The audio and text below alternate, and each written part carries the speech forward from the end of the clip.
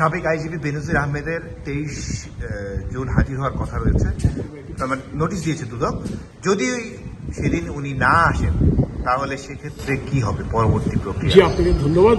সাবেক আইজিপি বেনজির আহমেদ এবং তার পরিবারবর্গের বিরুদ্ধে যে অনুসন্ধান কার্য চলছে তাতে আপনারা জানতে পেরেছেন যে 3 দফায় অনেকগুলি সম্পত্তি অপরাধলব্ধ সম্পত্তি বলে প্রাথমিকভাবে প্রতীয়মান হয়েছে, সেগুলি জব্দ হয়েছে, কিছু ব্যাংক অ্যাকাউন্টও জব্দ হয়েছে।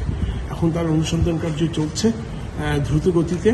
এখন ওনাকে প্রথমবার সময় দেওয়া হয়েছিল, কিন্তু উনি আসেননি। আসার জন্য জিজ্ঞাসাবাদ করার জন্য ওনাকে একটি নির্দিষ্ট তারিখ দিয়েছিল, সেটা আসেননি।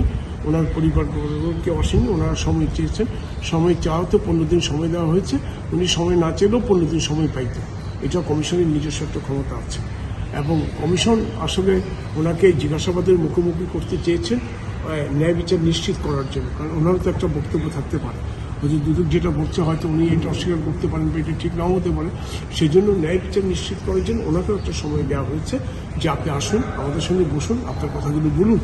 কিন্তু উনি আসেননি, উনি সময় চেয়েছেন।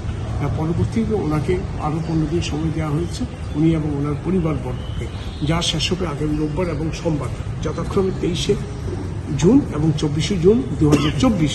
এখন যদি আসলে তো ভালোই, আমরা আশা করছি, এখন আশাবাদী উনি আসবেন, জিজ্ঞাসাবাদের মুখোমুখি হবেন।